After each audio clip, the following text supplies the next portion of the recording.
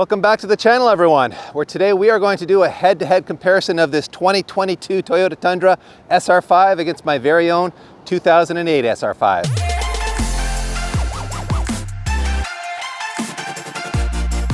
That's right, everyone. It's a very exciting day for me here because, man, we got our hands on a brand new 2022 Toyota Tundra in SR5 trim, which is the exact same trim level as my truck. However, this does have the TRD Sport package on it, which does give it a few extras like these TRD 20-inch wheels. And as you'll see inside, there's a few TRD goodies in there. Apparently, it's got TRD Sport specific suspension on it, including built-in shocks and spring rates that are specific to this package. However, it's as close a spec as we could possibly hope to get to my 2008, which is also an SR5. And obviously the big differences are, well, completely new truck, visually totally updated, and I really dig the way the new truck looks.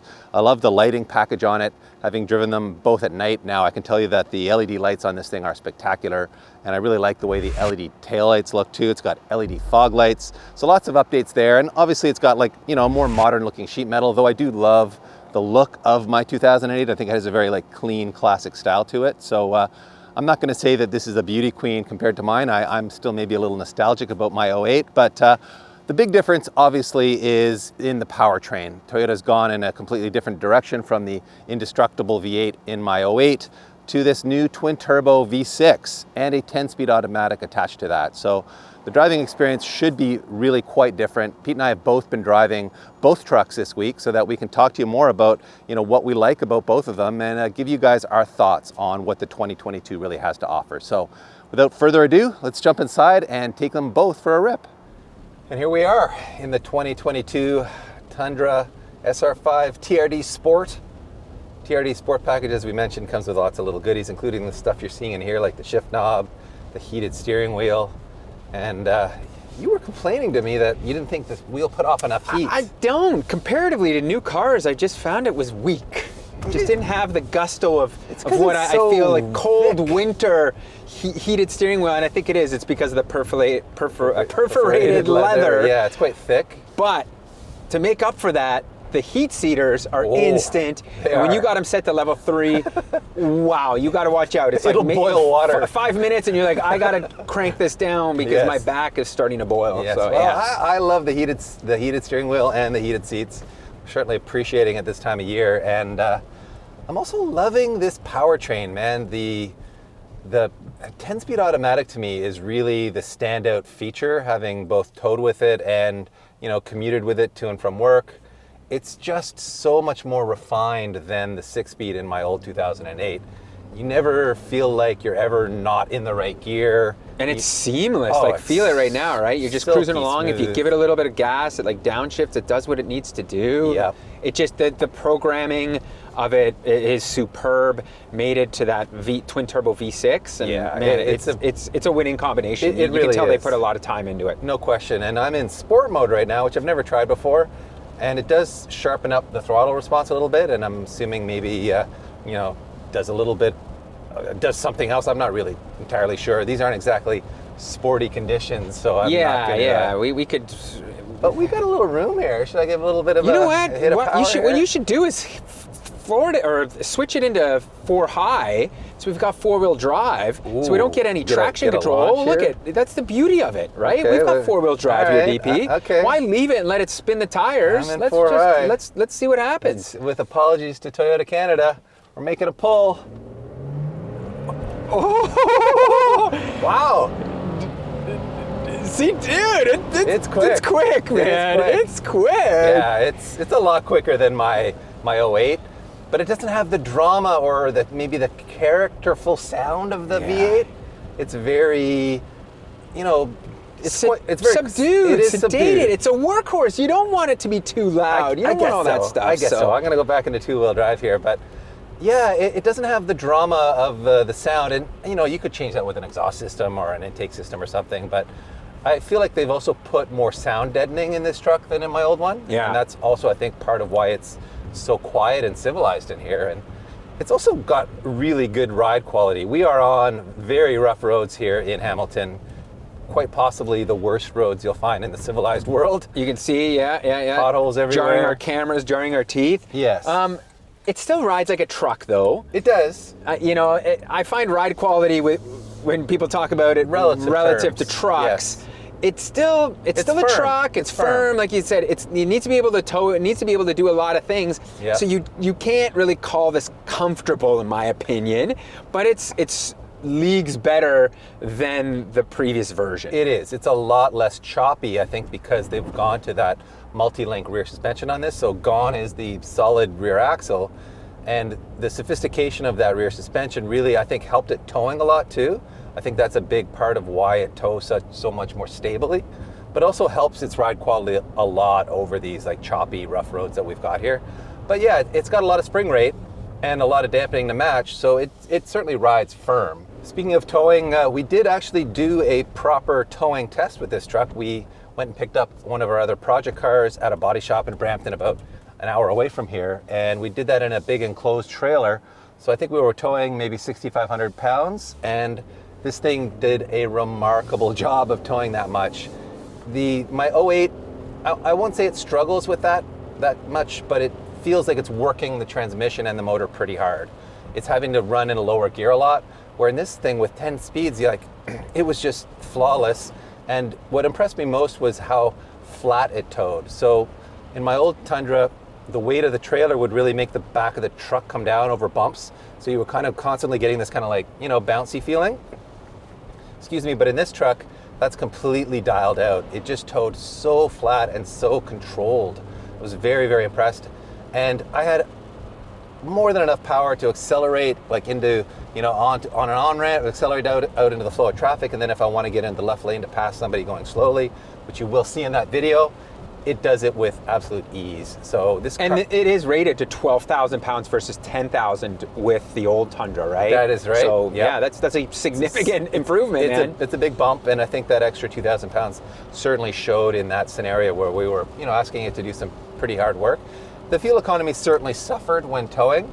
I was seeing I want to say 20 to 22 liters per 100 kilometers. Yeah. And, typically cruising around, we are averaging more like 12 or 13, somewhere in that neighborhood. Yeah, I managed to, I took this car home a bunch of times, or truck home a bunch of times. My commute is about 60 miles or 100 kilometers round trip. And I didn't fare as well. I'm on the highway. I got a couple of big hills that I need to climb, or bridges. And, I was getting around 15 liters for 100 kilometers, going anywhere between 120 to 130 kilometers, so around 70 to 75 miles an hour. Yep. And it's probably out of the sweet spot of where it should be for that, magic number that you were probably getting when you drove. Yeah, but it certainly does do much better on fuel than my 08 does. There was a guy with a truck review channel down in Texas who did a 100-mile loop with one of these new 2022s, and he got 24 and a half miles per gallon. Yeah, and he was going 70 miles an hour, pretty flat area. Yep. And I think that equals 9.5 liters for every 100 kilometers, which is a staggering number. If a truck can deliver that kind of fuel economy on a daily basis, oh my God, count me sold. And I guess that brings the question of this being a twin turbo V6 and the reliability. The previous gen Tundra, your Tundra, has been known as, I think, the most reliable truck. Yeah. Right? And that V8 is absolutely bulletproof. That V8 doesn't do great for, gas consumption, no, but you make it up without having to ever repair it or maintenance bills or anything like that. It's true. Such a solid thing. So, yeah. There is, I think, a bit of a question mark. We don't really know how reliable these V6s are going to be yet. But knowing Toyota, they're going to be reliable. I'm sure there's going to be videos out right now of people having issues with them, I think, early on, because like any brand new platform and vehicle and engine, there are going to be some small little teething pains. I saw, they have some wastegate issues right now. A very small percentage of people have had them. So that's going to be normal. But as a whole, I think, in the next 2 to 3 years, when all the small little fixes get done, this is going to be a honey of a motor. I'm sure it will and be. It's going to be dead solid reliable. And the tuning potential of a twin turbo V6 is huge. It's going to be easier for people to make more power with this as they figure them out. Oh, it's going to be amazing. I'm sure the aftermarket for this truck is going to be pretty awesome. All right, BT, back in Old Faithful here. Still doing its job after She's a workhorse. 270,000 kilometers and That's going right. strong. I had the pleasure the other day driving it home to have it roll over on me. It was felt like a moment. I remember buying this truck at 100, and I think it was 20,000 kilometers. Oh man, it might have even been lower than that. It was pretty low, man. Yeah. So this thing has been around with us, for a long time. Yeah. And in that time, what have you had to do? Let's just talk about reliability real quick.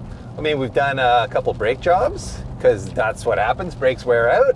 We've done a bunch of oil changes because that happens. And we've had to lubricate the U-joint on the steering shaft because it was getting a little sticky. Okay. Engine-wise, transmission-wise, nothing. Nothing but perfection other than that transmission oil pan job that we had to do, which self-inflicted. Self-inflicted wounds. So yeah, this truck's been phenomenal. DP, you gotta flip this thing in a 4-wheel drive, and we gotta go send here because you know what? It is time to see what the V8, the 5.7 liter V8 does here. So, all right, you ready? Let's see if it'll light up the tires here. It makes good noises. It's not a slouch.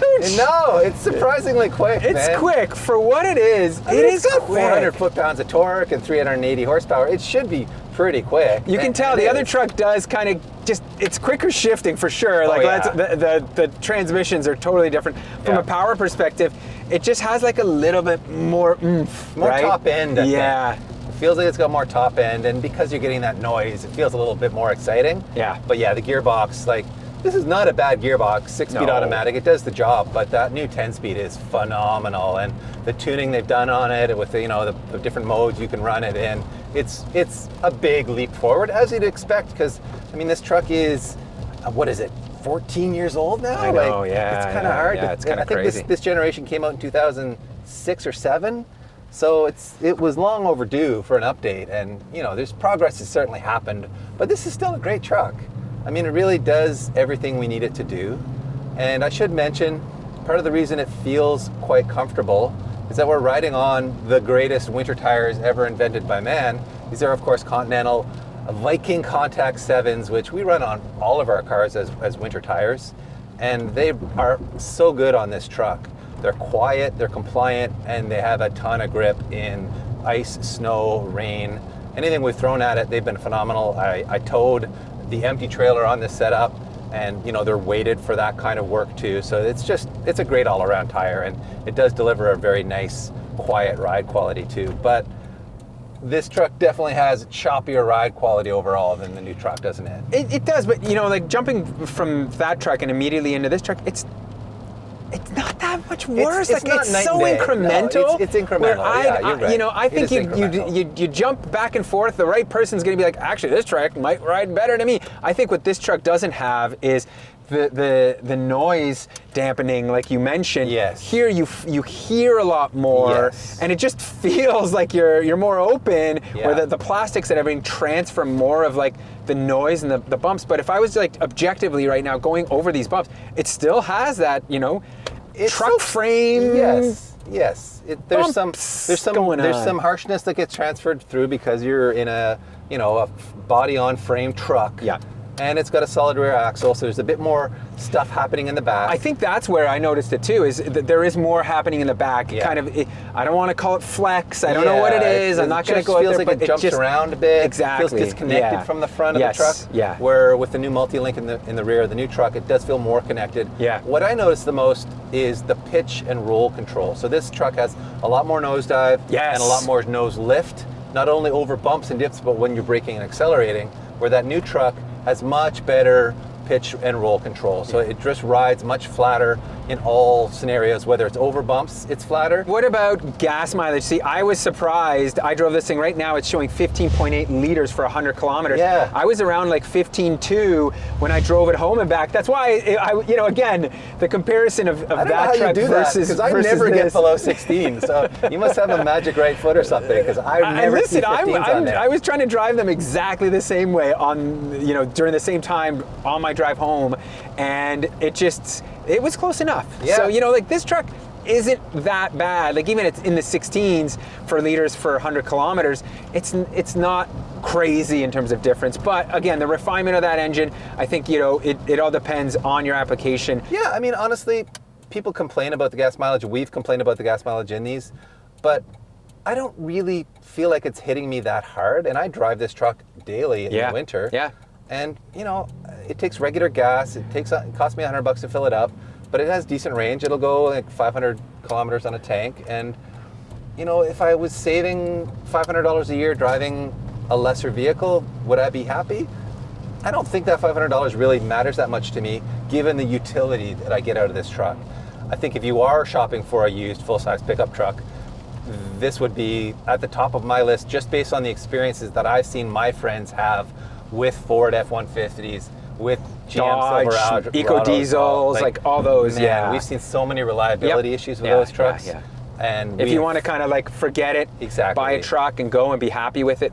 And we're talking, this is like the stripper model. This is the base SR5 model. So, you know, and this truck ran to what, 2021 or 2020? 2021, I guess, So like you can still buy these with refinements and updates. So, you know, like they're fantastic trucks. I think from a bargain perspective, they are impossible to beat. Yeah, they're really great value. Well, there you have it, guys. I hope you found this comparison of these two trucks informative, useful, maybe even entertaining. And I will say I am very impressed by the new 2022 Tundra. It offers a ton of capabilities in a much more refined package than my 2008. However, I do have to ask myself the value question and whether I want to go out and spend, you know, $56,000 plus tax, Canadian dollars plus tax. You know, we're talking over 60 grand by the time I park it in my driveway versus my 08, which still does all the truck things that I need it to do. It still tows well. It still, you know, hauls stuff around at the shop. I own it. I don't have any debt on it. And so it's a difficult one for me to say I want to go and spend that money, considering this thing has been absolutely bulletproof. It's given us no trouble whatsoever, and it still does everything we need it to do. However, I mean, having all that technology in there, just having all the phone connectivity in there, you know, having better ride quality, getting better fuel economy, towing in a more sophisticated, more controlled way. I was very impressed by how well it controlled that big heavy trailer when we towed the Integra back to the shop. So, man, if I had 60 grand burning a hole in my pocket, I'd have a very hard time not going out and buying one of these, because it really is a big leap forward in terms of what this truck can do versus mine. But at the end of the day, I am a little bit of a cheapskate, and I do love the value of a used car or a used truck in this case. So let us know in the comment section what you guys think. Would you go out and spend 60K on a brand new truck like this? Or would you rather go shopping for a used one for, say, 15 and get what is a very reliable, very, you know, useful daily driven truck? So thanks for watching, everyone. We hope you enjoyed this one. And man, I might have to go talk to the banker and see if he wants to throw me 60K here, because this thing is super, super tempting.